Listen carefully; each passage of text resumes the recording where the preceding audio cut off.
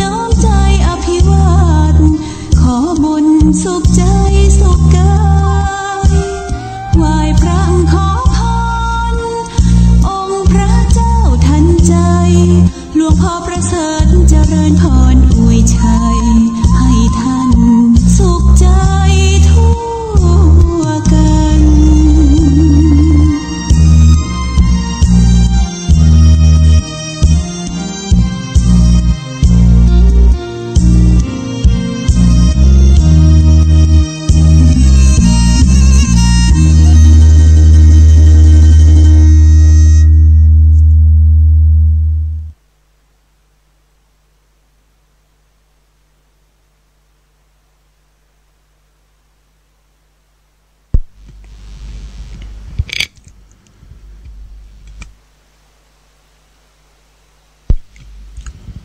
ขอยกมือ10 นิ้วกราบนบนอบน้อมยังพระติรัตนแก้วเจ้าตั้ง3 ประการอันมีพระพุทธพระธรรมพระสงฆ์อันเป็นสรณะที่เปิงที่เคารพนับถืออันสูงสุดในชีวิตขอกราบคารวะแตบไตไวสาปุญญาปารมีธรรมพระมหาเถรานุเถระครูบาสังฆเถระเจ้าอันหมายมีพระเดชพระคุณหลวงปู่พระพรหมมงคลตีปรึกษาเจ้าคณะภาค7เจ้าอาวาสวัดพระธาตุเจ้าสีจอมตองพระเดชพระคุณหลวงป่อท่านเจ้าคุณพระเทพโกศลตีปรึกษาเจ้าคณะภาค7เจ้าอาวาสวัดศรีโสดาพระอารามหลวงพระเดชพระคุณหลวงป่อท่านเจ้าคุณพระธรรมราชานุวัตรเจ้าคณะภาค6เจ้าอาวาสวัดพระแก้วจังหวัดเชียงรายพระเดชพระคุณหลวงป่อท่านเจ้าคุณพระเทพปริยัติเจ้าคณะจังหวัดเชียงใหม่เจ้าอาวาสวัด7 ยอดพระอารามหลวงอำเภอเมืองเชียงใหม่ตลอดจนพระมหาเถรานุเถระภิกขุสังฆสามเณรเจ้าจุตนจุองค์ด้วยความเคารพเจริญสุขเจริญปอนปอออกไม่ออกศรัทธานาบุญตินจองห้องวัดจุหนุ่มเท่าใจยิงขอน้อมต้อนรับทุกท่านเข้าสู่รายการมรดกธรรมกำเมืองต่างสถานีวิทยุกระจายเสียงวัดฝ่ายหินตำบลสุเทพอำเภอเมืองจังหวัดเชียงใหม่สถานีวิทยุวัดหนองกายตำบลสันปะยางอำเภอแม่แตงจังหวัดเชียงใหม่สถานีวิทยุพระพุทธศาสนาจังหวัดเชียงรายและวิทยุชุมชนเสียงตามสายห่อกระจายข่าวตามวัดวาอารามตามหมู่บ้านต่างๆพร้อมกันนี้ขอเจริญปอนญาติโยมที่ติดตามรับฟังต่างวิทยุออนไลน์ของวัดฝ่ายหินต่างเว็บไซต์วัดวังสิงคำที่ได้ร่วมกันถ่ายทอดสัญญาณออกอากาศให้ญาติโยมทั้งหลายได้ติดตามรับฟังอยู่ในเวลานี้รายการนี้ดำเนินโดยอาตมาภาพพระครูวิสิตศรีลาภรณ์เจ้าคณะตำบลป่าแดดเจ้าอาวาสวัดวังสิงคำตำบลป่าแดดอำเภอเมืองเชียงใหม่จังหวัดเชียงใหม่เป็นผู้ดำเนินรายการนำรายการธรรมะปืนบ้านล้านนามาพบมาปะกับทุกท่านเป็นประจำกุวันเชียงใหม่ลำปูนลำปางฟังกันเมื่อเจ้า6 โมงปลายถึง7 โมงเจ้าโดยประมาณต่างเชียงรายต่างพะเยาลำปางก็ฟังกันยามเมื่อค่ำเมื่อคืนขอบพระคุณกับญาติธรรมญาติโยมFC แฟนรายการกูคู่กูคนเนอร์ที่ได้ติดตามรายการมาโดยตลอดได้โทรศัพท์เข้ามามาจากที่สำคัญได้มาเยี่ยมมาเยือนมาแอวหาถึงในวัดวังสิงคำขอบพระคุณในเมตตาของทุกท่านมาณโอกาสนี้ตัวเองวันนี้ก็จะได้เทศนาธรรมในเรื่องของกรรมพระสุรินทกุมารต่อจากเมื่อตะวา ซึ่งก็ว่าก็ได้นำมาเทศเป็นการแรกผูกแรกฮือญาติโยมทั้งหลายได้รับฟังกันจบไป1ผูก1กันวันนี้ก็มาฟังกันต่อในตอนที่2หรือว่าผูกที่2ก่อนที่จะได้เทศนาก็ขอนำเอาเรื่องราวในตอนก่อนมาเพื่อที่จะได้ฮือญาติโยมศรัทธาได้ปฏิปต่อในเรื่องราวของพระธรรมเทศนาเรื่องของกัมพระสุรินทะนั้นได้เกินนำหรือว่าได้ได้จาในสมัยเมื่อองค์พระภูมิพระภาคเจ้าของเฮายังทรงพระชนชีพอยู่พระองค์ท่านก็ได้ปั่มเปงศีลธรรมกรรมฐานตลอดจนโปรดเวนยสัตว์อยู่ที่พระเจตวันมหาวิหารหรือว่าเจตวันอารามที่นายอนาถปิณฑิกะมหาเศรษฐีได้สละเข้าของ54โกฏเป็นตาลสร้างไว้ที่นครสาวัตถีพระพุทธองค์ก็ได้ปฏิบัติศาสนกิจปฏิบัติกิจต่างๆบอกว่าจะเป็นแสดงพระธรรมเทศนาโปรดเวนยสัตว์ตอบปัญหาเทวดาระบบตลอดจนโปรดศรัทธานาบุญทั้งหลายเป็นปกติแล้วก็มีอยู่วันหนึ่งก่อนที่พระองค์จะเสด็จไปยังที่หอปัณณศาลาในขณะนั้นหมู่ภิกขุสังฆะทั้งหลายก็นั่งประชุมจุ่มนุมกันรอที่จะเฝ้ารับเสด็จองค์พระภูมิพระภาคเจ้าก่อนที่จะ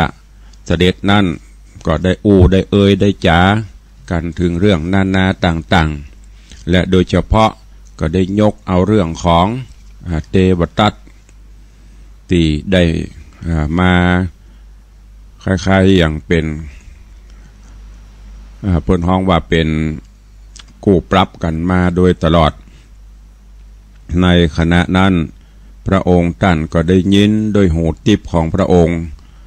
พอเสด็จมาถึงตั้มกลางที่ประชุมสงฆ์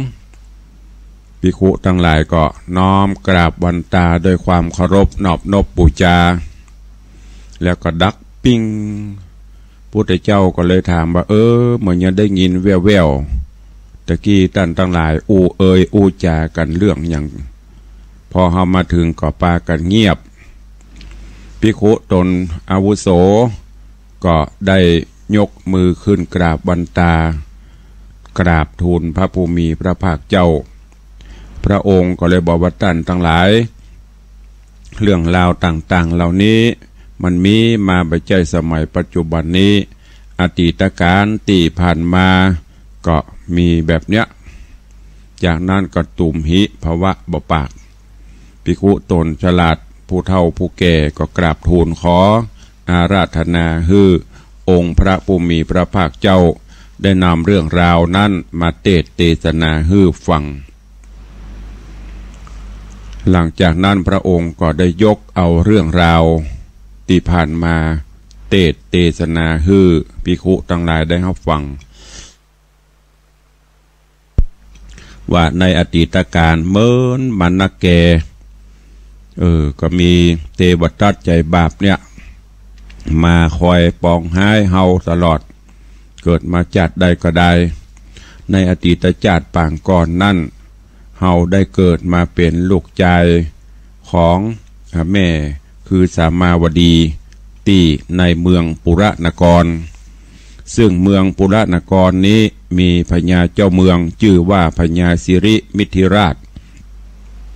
พญาสิริมิถิราชนี้ปกครองเมืองปุระนครโดยความผาสุกร่มเย็นมีทศพิธราชธรรมไพร่ฟ้าประชาราชมีความสุขเกษมสำราญเข้าป่าอาหารอุดมสมบูรณ์บ้านจองมีความผาสุกโดยมีศีลมีธรรม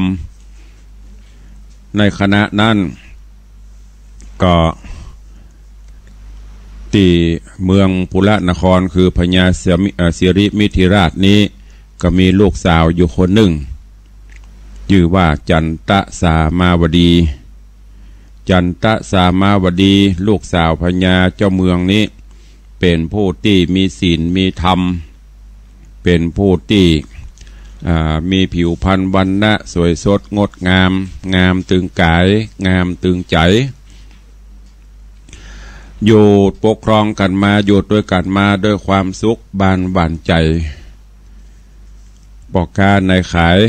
ก็ไปกล้าไปขายกันอย่างสะดวกสบายจนกระทั่งจันตะสามาวดีมีอายุขึ้นได้16 ปีและในคณะเดียวกันนั้นกู้ปรับก็คือเทวทัตก็ถือเอากำเนิดมาเกิดเป็นลูกของอมาตย์พอเกิดออกมาป่อก็ตั้งชื่อฮือเทวทัตเนี่ยว่ากิจจกุมาร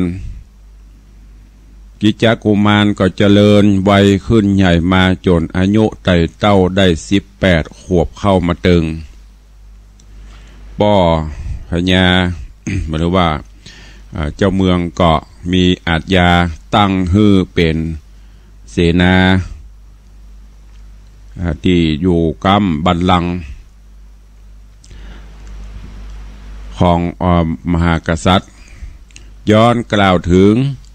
นอนเน่าสามาวดีหรือว่าจันตะสามาวดีลูกสาวของพญาสิริมิถิราชก็ใหญ่หน้ากาบานอยู่บนปราสาทบ่มีความต่ำก้อยมองผ่านยังมีข้าทาสจะบริพารอยู่แวดล้อมใครอยากยังก็ได้กินแล้วก็ที่สำคัญนั้นนางปฏิบัติธรรมเอาศีลธรรมกรรมฐานโดยเฉพาะศีล5ศีล8รักษาอยู่บ่ขาดมีอยู่วันหนึ่งก็มาเกิดว่ามีความใครได้ลูกใครได้ลูกไว้สืบตระกูลแต่ว่าบ่ใครได้ผัวนางกึดว่าจะเนี้ยจะได้ที่จะมีลูกไว้สืบตระกูลไปหน้าก็มาตั้งจิตอธิษฐานโดยบุญบารมีบุญกินบุญตาลขอนอบไว้ถึงเจ้าฟ้าพญาอินตาว่าขอเมตตากรุณาตัวข้าขอให้ได้ลูกหลานเป็นประจายมาสักคนเตอะเพื่อที่จะเอาไว้สืบตระกูลไปหน้าโดยเตจะปุญญาปารมีตีนางได้กระทำบ่มเป่งมามีศีลมีธรรมกำกับตนตัวขณะนั้นที่นั่งของพญาอินทร์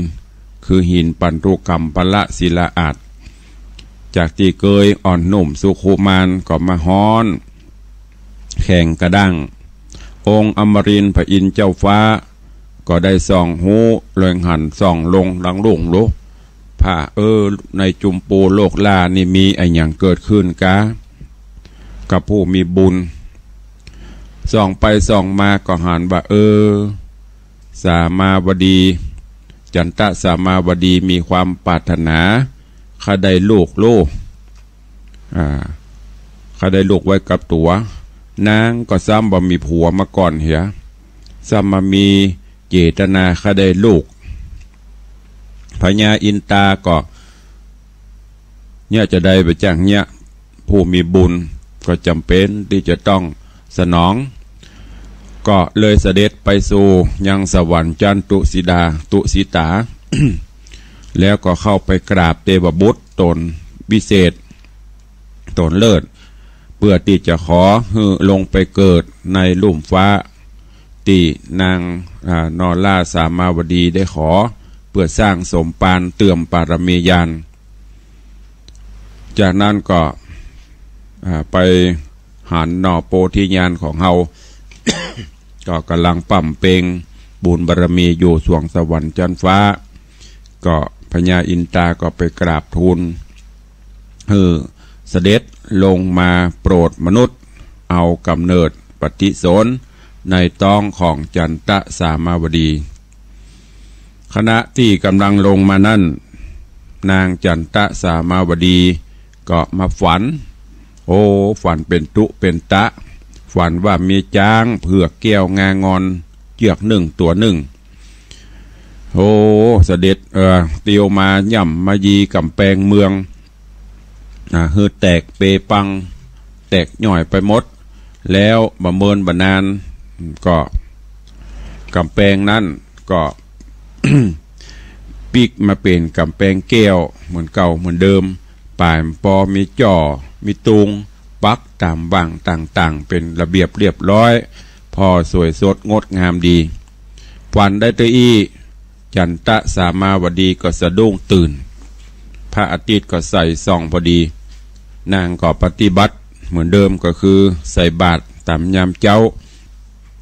อุทิศบุญกุศลให้สรรพสัตว์ทั้งหลายแล้วก็พร่ำบับประมาณได้เดือนปลายนางสนมกำนันทั้งหลายก็มาหันจันตะสามาวดีเนี่ยเปลี่ยนแปลงไปก็คือมีหน้าตาเปิดเรืองไปหน้าตาบ่ค่อยใสเป่งป้อยเหมือนเก่าเหมือนเดิมตีสำคัญต้องใหญ่ขึ้นมานางสนมกำนันตั้งหลายก็ปากันไปเล่าสู่ทูลฮื้อพญาสมิทธิราชป่อได้ฟัง ว่าป่อพญาบัดเดี๋ยวเนี่ยสามาวดีลูกสาวของป่อพญานี่ผิวพรรณวรรณะบ่ค่อยเหมือนเก่าเหมือนเดิมเนอะผอมเหลืองไปกว่าเก่าและที่สำคัญมีต้องตัวพอพญาสิริมิธิราชได้ยินตีนางข้าทาสจะบริพารมาเล่าว่าเสนาสามาวดีเนี่ยมีต้องโอ้พญาก็รู้สึกตกใจเนื้อตัวสั่นไปหมด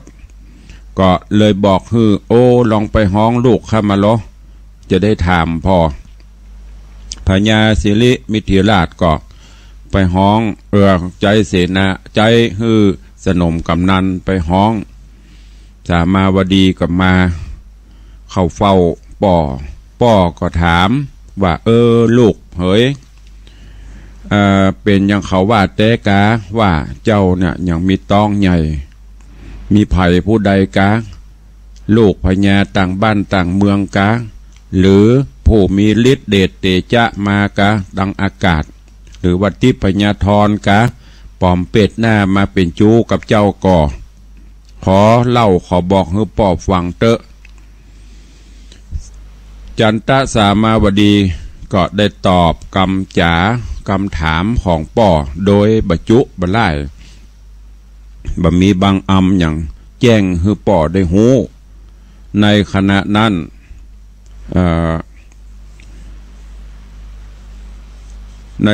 ั้นก็พญาเจ้าเมืองสิริมิธิราช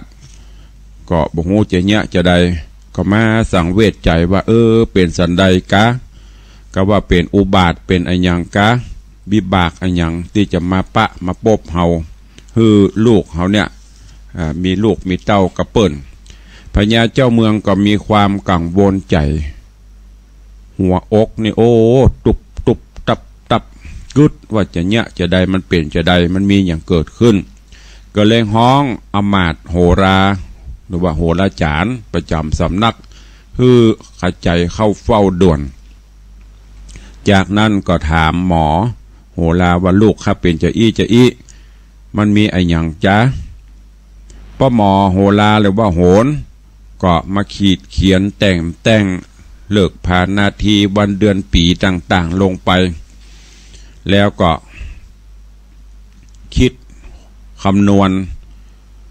พอได้ตีได้ตังแล้วโปดโตหมอดีใจตบหัวเข่ารับตาดีอกดีใจแล้วก็กราบทูลฮื้อพญา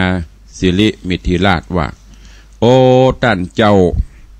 จะมีลูกมีเต้ากับโตนกับตัวเนี่ยบ่ใจว่าเป็นสัตว์หน้าคนตัวใดมาอยู่ในตองเนอบ่มีในตองของนางนั่นเป็นตนบุญเนอหน่อพุทธังกูลจะมาเกิดสืบวงศา ขอสุมาเนอะ มหาราชเจ้าจะได้อยู่ดีตีคาไพร่ฟ้าประชาราชน้อยใหญ่จะได้มีความสุขบ้านหวานใจสุขสำราญประเทศชาติบ้านเมืองจะเจริญรุ่งเรืองไปหน้าเน้อพญาสิริมิถิราชราชาได้ฟังหมอกล่าวจะอั้นก็หูข่าวอาการต่างๆโอ้จากดีใจบ่ม่วนก็เป็นใจจื่นใจบานโจมจื่นปีติยินดีก็ตกรางวัลฮื้อกับหมอโหราแล้วก็ส่งหมอโหราปิกจากนั้นก็สั่งฮื้อเสนาอำมาตย์ทั้งหลายเนี่ยมากันตีในภาษาห้ามขาดเสนาอำมาตย์ก็ป้ากันไปปกเป่าฮือข้าทาสจะบริพารไพร่ฟ้าประชาราชมาพร้อมกันพญาเสมิถิราชก็บอกเป่าประกาศว่าท่านทั้งหลายเอ๋ยเฮาจะบอกข่าวฮือฮู้ว่าบัดนี้ลูกเฮาคือนาง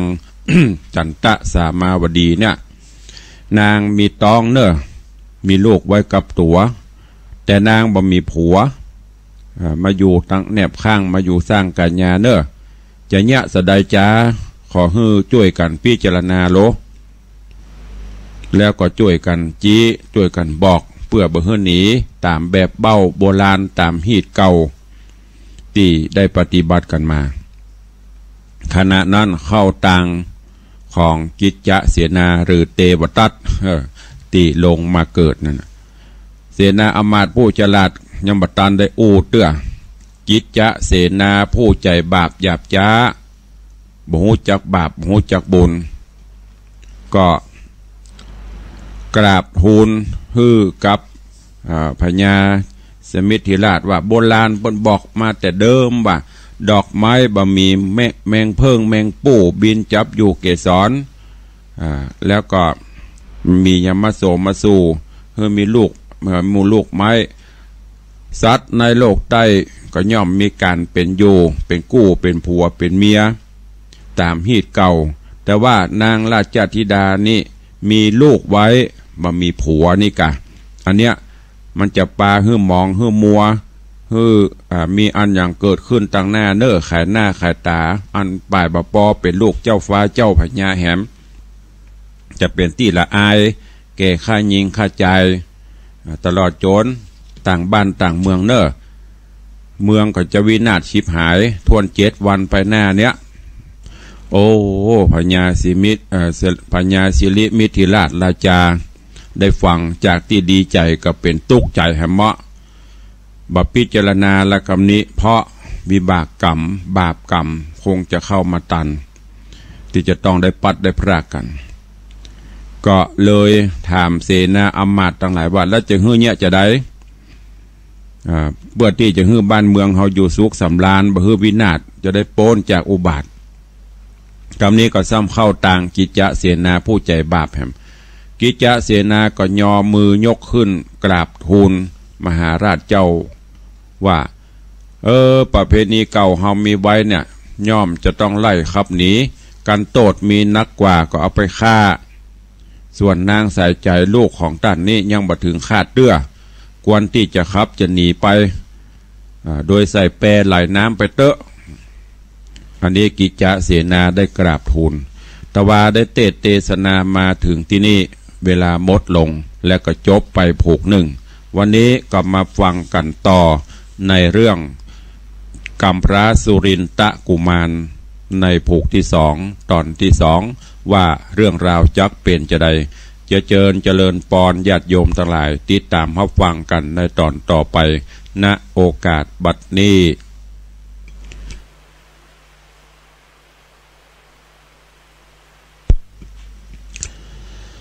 นะโมตัสสะภะคะวะโตอะระหะโตสัมมาสัมพุทธัสสะ ราชาปันนาทุมเมโทบุพกรรมกะตังนาอุปทาเรนโตติสาทะโวดูราสปุริสะตั้งหลายตั้งยิ่งใจน้อยใหญ่อันมักไฟตั้งบุญศรัทธานุนโจมจื่นได้โยกยื่นยอตานศีลเจียงขาน58ได้โกดแขวดหักษา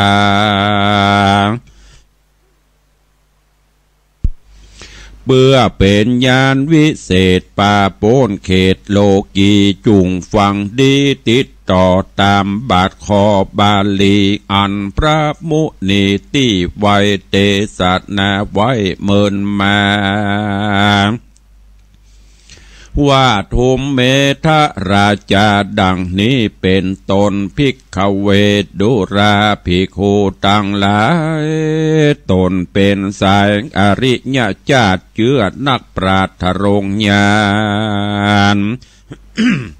ส่วนว่าเต่าผู้บันทิราชราชากันกิจจะเศษนาบาปเศร้าไล่หือลูกเต่าตนนี้เต้าปุรีง่าวใบเสียงตี้ไรพญา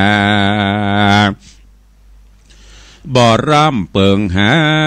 บาปกรรมตัวอันดำมนเศร้าจักปอกเขาหาตัวเพราะตามืดมัวมนไม่ลงเข้าไปตังดำได้ฟังกรรมฟู่อูดลงกรรมอยู่จะใจจักเอาลูกไทยบุญนาไหลโกงกาน้ำกวางเพราะกลัวเมืองร้างวินาศเป็นอุบาทหานีเต้าปุรีโคดไม่ด่าร่ำไรบุตรว่าอีถอยจ้าสามานมีใจผ่านต่ำต่อยใจไฟหอยปิญา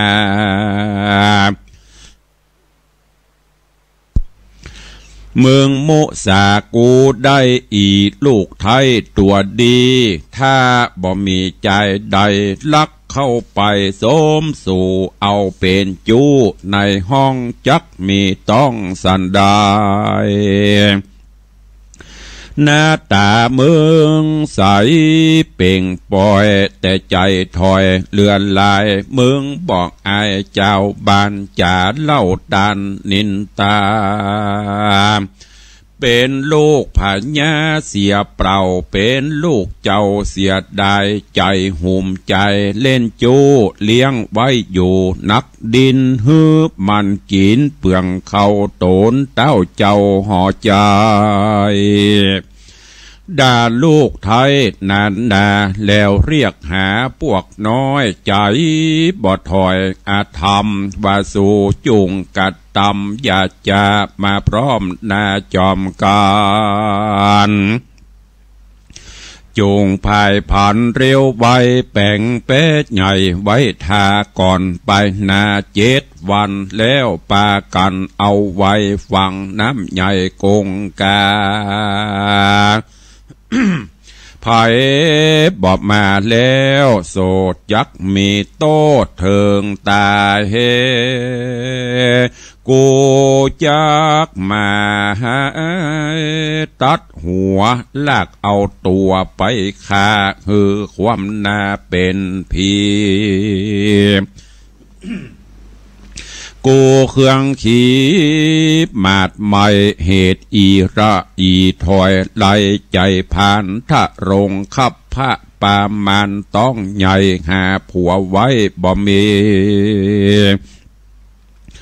เป็นกาลกินีเมืองบ้านเมืองใจกูเครื่องไม่เดือดอยู่บ่เหือดคืนวันบ่เอามันเลี้ยงใส่กูมีไว้ละอายคนยิงใจน้อยใหญ่จักเอาใส่แปรไหลเมตน้ำใหญ่กงกา7 วันมาไปนาบ่อยาจะเล่นนาโส ส่วนพวกน้อยคนหารกันเต้าผู้บานยศใหญ่หักโป่งไว้อาจยาเขาบ่จะหับกรรมว่าจักกระทำตามสั่งบ่ดันรั้งหนีหายแล้วเขาตั้งหลายมวลหมู่ก็รีบอำลาสู่เหือนต้นก็มีหันเล็ดนามืออนานางจันตะเทวีแม่นางบุญมีนอดเนายินกรรมเข้าถึงหูว่าจักเอาสลีบุญจูลูกไทยใส่แปรไหลน้ำแม่นางก็แผ่กรรมจาว่าบูตาเฮ้ยลูกตาเอาย่าเมื่อเจ้าเมื่อไข่แม่อยู่ไกลเย้ายาหาหมอยามหมออยู่เฝ้ากลัวลูกเต่าเครื่องขี้แม่บ่หนีใกล้กลาราชเทวีปูดตังกันตันตาเมื่อลูกเกิดมาแต่ก่อนก็บ่หอนหนีไกลยุงหินให้มาไกลแม่ก็ไล่ปัดปัวแม่ก็กลัวลูกน้อยจักต่ำก้อยมองผ่านตั้งอาหารมือเขาตุกค่ำเจ้าแหล่งไงกันลูกตายความนาแม่จักเป็นบากาลีนางเทวียอดซอยลิล่ำถอยนาเมน้ำตาลามไหลนางมีใจมนใหม่แล้วเข้าไปไหว้ทุนสามว่าข้าแด่มหาราชเจ้าสามีเกลาผัวขวัญจักเอาจอมจันลูกไทยใส่แปรไหลน้ำกว้างมีมากอังสันดาโตดน้อยใหญ่หรือมีขอเจ้าปี้จอมจันได้โป่งปันปลดปล่อยหือลูกน้อยสายตาได้ใกล้กลากลอยกลาดโป้นจากขาดมรณาขอสามิกาปี้เจ้าอินโดลูกเต่าหนอดเนื้อไว้สืบเชื้อแตนสายดังหมอตายผู้เท่าว่าจักเตี้ยงเต่าตีขาไปลุนมานั่นใส่เจ้าเมืองไตหน่อยใหญ่ไข่ลุ่มไตสีมาจากตีขาจื่นจอยบอดต่ำก้อยมองขีขอเจ้าปี้ผัวควันจุงกึดดันตามธรรมอย่าฟังกรรมสนสอจุงกึดต่อเงากลายหันใสแจ้งที่เดดเตอเมื่อนันพญาสิริมิธิราชราชาบ่เจียนจาต่อถอยแล้วไล่นางยอดซอยเทวีว่าจุงนี้ออกไปบ่อันใดจักมรณาตาโกธาโคดไม่ย้อนว่าใดลงใจหลงเข้าไปตั้งดามบ่มีธรรมจองกองลวดตกห้องตันแห่ฟังกรรมเสนาส่วนสอส่วนนางนอเทวีการเต้าไล่หนีบ่จารีบไว้นาลงมามีน้ำตาตกอาบแผ่จะลาบลำลายนางก็มาร้องไห้เจ็ดน้ำตาแล้วรีบมาคืนสู่ในที่อยู่แห่งตนก็มีหันและนา เมื่อนานโกนพวกน้อยใจหานกันพระผู้บานเต้าไทยโป่งปันไว้อาจยาเขาบอดจาเร็วปันแล้วป้ากันไปสู่ยางที่อยู่ผู้ฉลาดป่าโมกอาจอาจารย์แล้วเล่าอาการอันมีฮือเสนาบดีผู้เฒ่าว่าพญาเจ้าเราราสั่งมาว่ามาเงาใบเสียงตีไรพระญาหาปัญญาบทใดป้อยมีใจอันดำได้ฟังกามสนสอบบอกกึดต่อต่างธรรมมาฟังกรรมกิจจะเสนาจักเอาทิดายอดซอยคือนางนาดน้อยสามาวดีงามโสภีผ่องแผ่วอันเป็นลูกแก้วเกิดกับอกไปไหลตกเม็ดน้ำที่มีเตียงแต่นานำนา แล้วก็ลาคืนสู่ในที่อยู่ภัยมันก็มีหันและนาตาโตโอโฮโอโฮโอโอมหันละกาจลิญโยปาวาติงสัมมาสิตตะว่าเมื่อนั้นปามุขอาจารย์ผู้เฒ่าอันเป็นเก้าเสนาเจนป้อพญาสิริมิทราชาก็มาพิจารณาทวนทีว่าพญานี้ง่าวใบป้อยมาได้กระทำป่าปะกรรมถอยไรอันโตนจักได้สะเวยบอกกราดเลยไปนาจับตำจากมองขีโตกอเวจีตำไต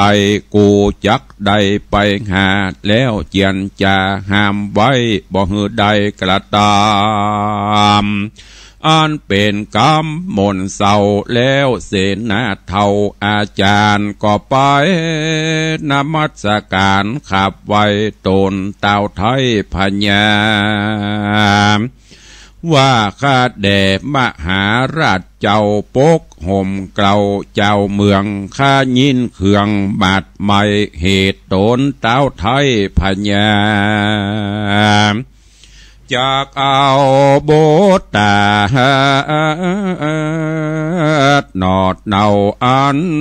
เป็นลูกเต่าแก่นไทยเอาไปใส่แปดไหลกลางแม่น้ำใส่แม่กวางฮื้อมวยมั่งมรณาขอมหาราชเจ้าตนเป็นเก้าประจาพิจารณาแจงทีฮือแม่นตี้ตามธรรมอย่าใจดำมนสะเอา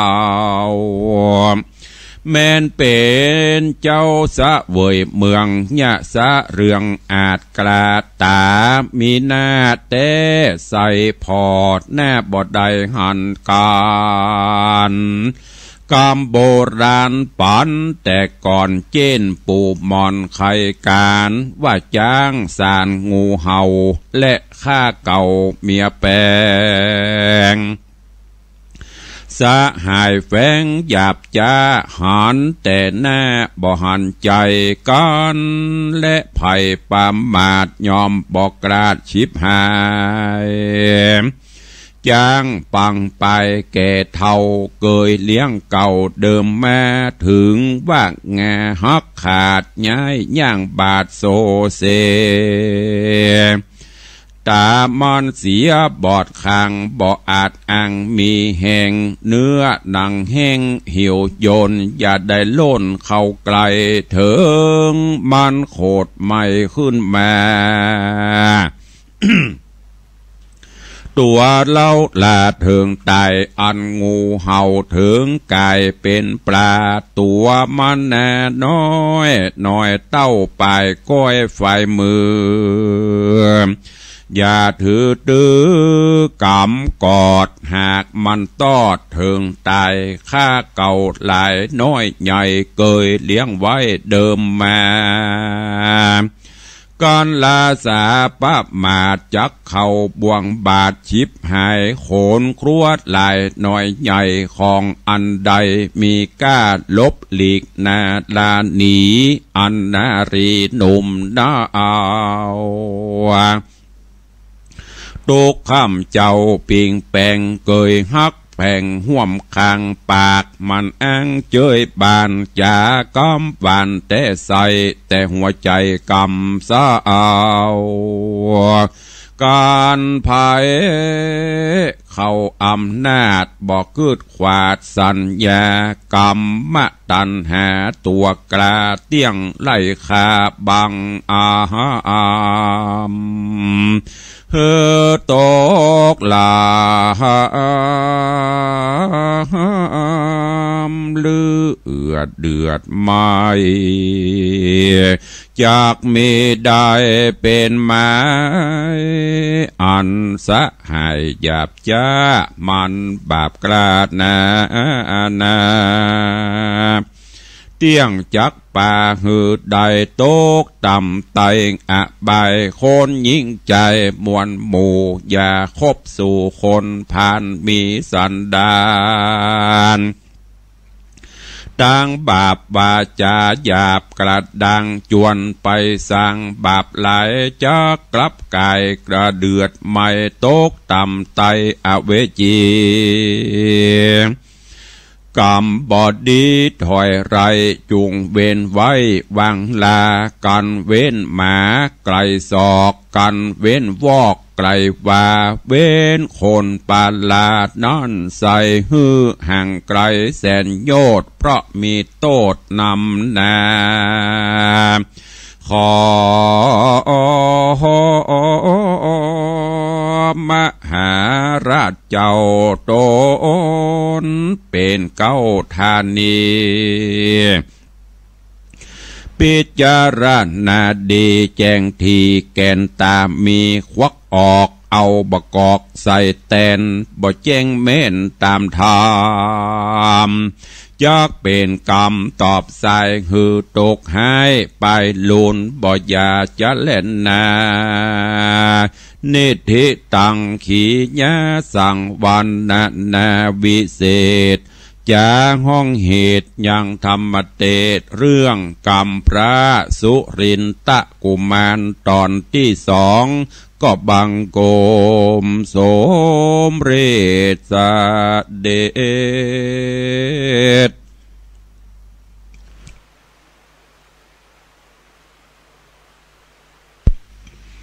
วันนี้ก็ได้ฟังกรรมพระสุรินตะกุมารจบไปแถม1 ตอนอันเป็นตอนที่เริ่มจะเศร้าโศกโศกาแล้วเนอะโอ้สามาวดีมีลูกตนบุญมาเกิดแต่ตอนนี้ก็มีกู้บาปเข้ามาก็คือกิจเสนาได้เท็จทูลฮือป่อพญานำเอาไปปล่อยกลัวเป็นเสนียดกับบ้านกับจองพญาก็ยังมาสึงตึงซื่อบื้อบักกึดบักขวาดอย่างละฟังกรรมหมู่อื่นเปิดมาท่องหมู่อื่นเปิดมาเตือนกับฟังสั่งเล่าเสนาอมาตย์แป่งแปรจากนั้นก็จะเอาลูกสาวคือจันตะสามาวดีเนี่ยไหลในตอนนี้นักปราชญ์ราชบัณฑิตในบ้านในเมืองก็กำลังไปกราบทูลเตือนสติฮือพญาสิริมิธิราชแต่พญาจะฟังบ่ฟังหรือบาปกรรมอันยังจะมาบังตาไปหน้าจะเป็นจะใดจะตัดสินใจจะใดแล้วเรื่องราวจักเป็นจะใดก้อยติดตามท่าฟังกันไปในตอนที่3เนอวันนี้ก็ขอโปร่งวางไว้แต่เพียงเต้าอี้เพราะเข้าสู่โหมดตายรายการเหลือเวลาแถมน้อยก็จะหมดเวลาแล้วเนอะญาติโยมทั้งหลายฟังแล้วก็พินิจพิจารณาเอา เก็บแกะกรไกเอาเนอส่วนไหนตอนไหนที่เป็นสาระประโยชนะก็นำไปคิดพิจารณาแล้วนำไปใช้ในการดำเนินชีวิตประจำวันเข้าสู่โหมดท้ายรายการเวลาเหลือแถมประมาณ 3-4 นาทีก่อนที่จะได้เปิดหน้าไมค์รายงานผลแล้วก็อุจจากับญาติโยมศรัทธาก็ขออนุโมทนาบุญขอบคุณเนอกับญาติโยมศรัทธานาบุญทั้งหลายตามที่อาตมาภาพตุลุงในวังได้ประชาสัมพันธ์เชิญชวนญาติโยมร่วมโมทนาสาธุในการร่วมเป็นเจ้าภาพกฐินสมทบของท่านอาจารย์วรินทร์บัววิระเลิศพร้อมคณะศิษย์ที่จะนำมาทอดถวายที่วัดวังสิงห์คำในวันอาทิตย์ที่ 4 พฤศจิกายนที่จะถึงนี้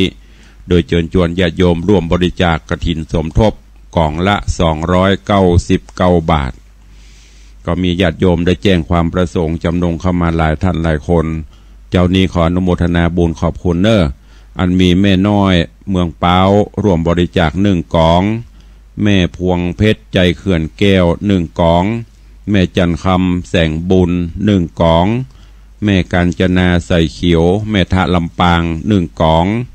โยมแม่จันดีวิสุทธินันเจดีแม่ครัว3 กล่อง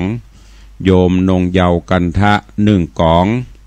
แม่หลวงกัญญายี่นางบ้านต้นเป่าสันกำแพง1 กล่องนางสาวรวงทองยี่นาง1 กล่องนายพัฒนาหรือน้องขุนแผนยี่นาง1 กล่องพี่นันจรันปิยจันทร์หรือพี่นันล่าปิยจันทร์บ้านดอยซิวร่วมโมทนาบุญกฐิน5 กล่องน้อมอุทิศบุญกุศลฮื้อพ่อนันปันแม่อุ้ยมอนบัวไหลปิยจันทร์อันเป็นปิตามันดาผู้ถึงแก่กรรมไปนายสมชายนางจันเรืองปิยจันทร์เป็นเจ้าภาพร่วมโมทนา2 กล่องถวายทานไว้ไปหน้านางสาวจุธรรมาศปิยจันทร์ร่วมโมทนาบุญ1 กล่องถวายทานไว้ไปหน้า10 โทสราวุธนางสุพัฒสรและน้องสแตมปิยจันทร์ร่วมโมทนาบุญ1 กล่องอุทิศกุศลไว้ไปหน้าขอขอบคุณอนุโมทนาบุญเนอบ่เท่าแต่นั้นก็ได้รับแจ้งปวารณาจากปินันจรันหรือว่าปินันล่าปิยจันทร์ว่าจะได้นำเอาสายไฟฟ้าพร้อมอุปกรณ์หลอดไฟเอามามอบถวายเนื่องในโอกาสอายุวัฒนะมงคลวันเกิดของปินันตัววันที่ 4จะเป็นวันเกิดของปินันได้แปลงหลอดไฟพร้อมปลั๊กไฟสำหรับเดินตามเต้นตามอย่างนี้จะเอามาถวายก็ขออนุโมทนาบุญเนอจะได้ใจเป็นศาสนสมบัติของวัดเวลามีการมีงานประดับประดาจะไม่ต้องไปเสาะไปจ้างไปยืมเปิ้นขอบคุณในกุศลและจิตเจตนาศรัทธาอันแรงกล้าของปินันจรันปิยจันทร์มณโอกาสนี้ตัวเนอเข้าสู่โหมดท้ายรายการญาติโยมที่ฟังอยู่เนอเหลือเวลาแถมประมาณ 2-3 นาทีใครจะอู้จะใครจะแจ้งผลการรับฟังหรือจะร่วมโมทนาบุญกับตุลุงก็เข้ามาได้เนอะวันนี้ฟังจากที่ไหนสัญญาณเป็นจะได้พ้องแจ้งกันเข้ามาได้เนอะวันพุธเป็นบรรดาสลากวัดดอนใจตำบลประแดดเนอะจะได้ตกแต่งดาแล้วก็วันที่30เป็นวันถวายทานก็เจริญปอนญาติโยมไปห่วมกันเนอะแล้วก็วันที่30เช่นเดียวกันที่มหาวิทยาลัยมหาจุฬาลงกรณราชวิทยาลัยวิทยาลัยเขตสวนดอกวัดสวนดอกเพิ่นจะมีงานทำบุญวันมูลนิธิก็เชิญญาติโยมศิษย์เก่าเนอะไปร่วมโมทนาบุญร่วมบริจาคสมทบเข้ามูลนิธิของมหาจุฬาตัวเองเจริญปอน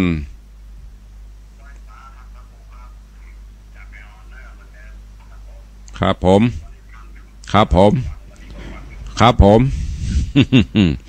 แม่ออนรายงานตัวเช้าสายแรกชัดเจนดีครับผมรับทราบเซลเล่นเนอะมาเจ้าได้ใครหัวกันแต่เจ้าเอาสายต่อไปใครจะรายงานผลเข้ามาเนอะ ท่านใดที่ร่วมโมทนาบุญกฐินกับวัดวังสิงห์คำเนอะตุลุงได้จัดหาวัตถุมงคลของครูบาเจ้าบุญจุ่มยานสังวโรถึงก็เป็นที่กำลังนิยมของญาติโยมศรัทธาเอาไว้สมนากูลเนอะท่านใดเป็นเจ้าภาพ1 กล่องก็รับไป1 องค์เจริญปอนโยมแม่จันดีว่าใดต้องแจ้งไปหนองไก่มันหนาวกะเมย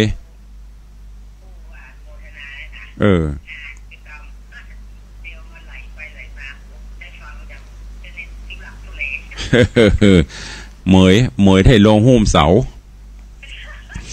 เดี๋ยวจะแจ้งไปทางสถานีเนอสาธุเจริญปอนเนอต่างอาจจะโลว่าได้ปะคอยใต้สัญญาณเป็นได้ขอบคุณเนอสาธุปะคอยใต้สัญญาณชัดเจนเอาจากที่ไหนฮัลโหล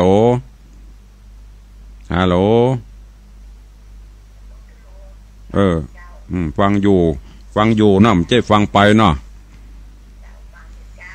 ขอบคุณเนอสาธุสัญญาณบางตีก็ชัดบางตีก็บ่ชัดเนอตั้งหนองไก่เจดีแม่ครัวรายงานไม่ค่อยชัดวันนี้ตั้ง104บางตีก็ชัดบางตีก็เพราะมันเป็นสภาพอากาศเนอญาติโยมเนอตั้งพอเพิ่นก็พยายามปรับบางเตื้อคลื่นอากาศเพราะมันเหมือนไปตามสายเนาะตุลุงก็จัดที่วัดเพส่งสัญญาณยิงสัญญาณคลื่นอากาศคลุ่มปุ่นตั้งไฟหินกับตั้งหนองกายปุ่นก็เอาสัญญาณออกไปถ้ามันมียังอากาศเป็นใส่ไว้เนี่ยมันก็ชัดแต่ถ้ามันมีอากาศบ่ค่อยดีครึมกันมันก็อาจจะบ่ชัดเนอะก็ขออนุโมทนาขอบคุณกับทุกท่านตัวเองสายสุดท้ายวันนี้เวลาจะหมดเจริญป้อน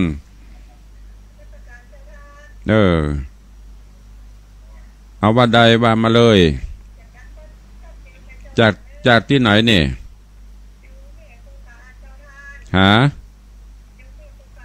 แม่ปูคาสันกำแพงเนาะขอบคุณเนอะแม่เนอะสาธุเจริญปอนขอบคุณเนอะสาธุแม่ปูคาชัดเจนดีเอาละเนาะวันนี้เวลาหมดเวลาขอนำรายการจากไปก่อนเนอะขอบคุณทุกเสียงทุกสายที่โทรเข้ามาให้กำลังใจแจ้งผลการรับฟังขอบคุณทุกท่านที่ร่วมโมทนาบุญกฐินกับทางวัดขอบคุณทุกท่านที่ติดตามรับฟังวันนี้เวลาหมดเวลาขอนำรายการจากไปก่อนเนอะก็เดี๋ยวก็ไปปะรายการต่างๆของต่างสถานีอยู่ดีมีสุขเหมือนกันจุตนจุองจุผู้จุคนเนอจัตตาโรธรรมาวัตันติอายุวันโนสุขังพลัง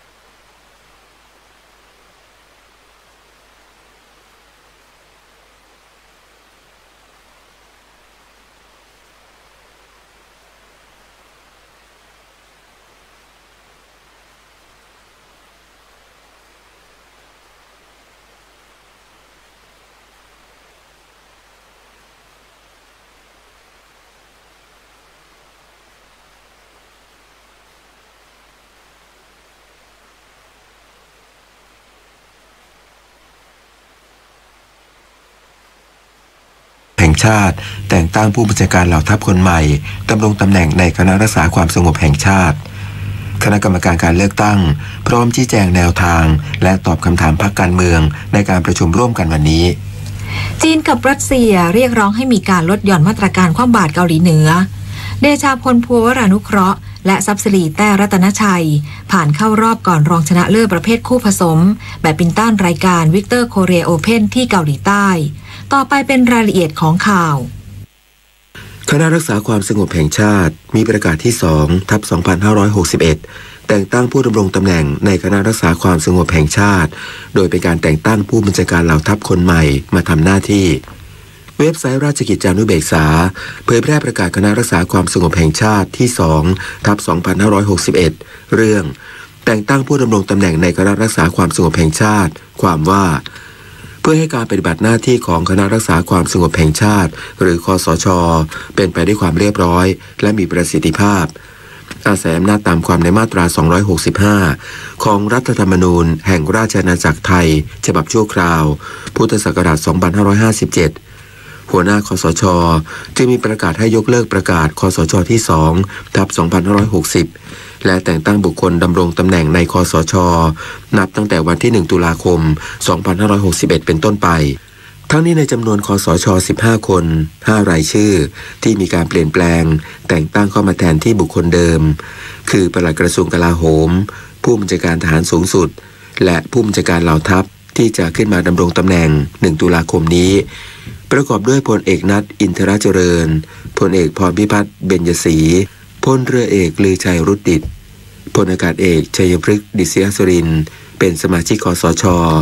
และพลเอกอภิรัตคงสมพงษ์เป็นเลขาธิการคสช.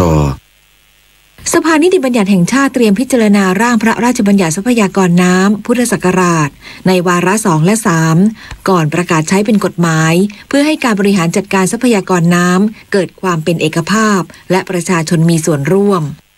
การประชุมสภานิติบัญญัติแห่งชาติหรือสนช.เป็นพิเศษในเวลา 9 นาฬิกาวันนี้มีวาระพิจารณาร่างพระราชบัญญัติทรัพยากรน้ำที่คณะกรรมาธิการวิสามัญพิจารณาเสร็จแล้วในวาระ 2 และ 3 ก่อนประกาศใช้เป็นกฎหมายโดยสาระสำคัญเพื่อให้มีกฎหมายว่าด้วยทรัพยากรน้ำเนื่องจากปัจจุบันประเทศไทยประสบปัญหาเกี่ยวกับทรัพยากรน้ำในหลายด้านการแก้ปัญหากระทำโดยหลายหน่วยงานและจากกฎหมายหลายฉบับทำให้ขาดความเป็นเอกภาพและขาดการมีส่วนร่วมของประชาชนดังนั้นควรมีกฎหมายในการบูรณาการเกี่ยวกับการพัฒนาการบริหารจัดการการบำรุงรักษาการฟื้นฟูและการอนุรักษ์ทรัพยากรน้ำให้เกิดความเป็นเอกภาพพลเอกอักนิต หมื่นสวัสดิ์ประธานคณะกรรมาธิการวิสามัญพิจารณาร่างพระราชบัญญัติทรัพยากรน้ำแห่งชาติกล่าวว่าประเด็นสำคัญที่คณะกรรมาธิการวิสามัญได้แก้ไขเพิ่มเติมอาทิเรื่องโครงสร้างองค์กรบริหารจัดการน้ำกำหนดให้สำนักงานทรัพยากรน้ำแห่งชาติหรือสทนช.ทำหน้าที่เป็นสำนักงานเลขานุการของคณะกรรมการทรัพยากรน้ำแห่งชาติหรือกนช.รวมทั้งกำหนดให้มีการตั้งศูนย์บัญชาการเฉพาะกิจในภาวะที่เกิดปัญหาวิกฤตน้ำเพื่อสอดรับกับคำสั่งหัวหน้าคณะรักษาความสงบแห่งชาติที่ 46/2560 เรื่องการจัดตั้งสำนักงานบริหารจัดการทรัพยากรน้ำแห่งชาติพร้อมกำหนดให้จัดทำผังน้ำซึ่งเป็นแผนที่หรือแผนผังแสดงระบบทางน้ำทั้งประเทศโดยมีหลักการสำคัญคือหากต่อไปจะใช้ประโยชน์ที่ดินที่อยู่ในระบบทางน้ำตามผังน้ำต้องไม่ก่อให้เกิดการเบี่ยงเบนทาง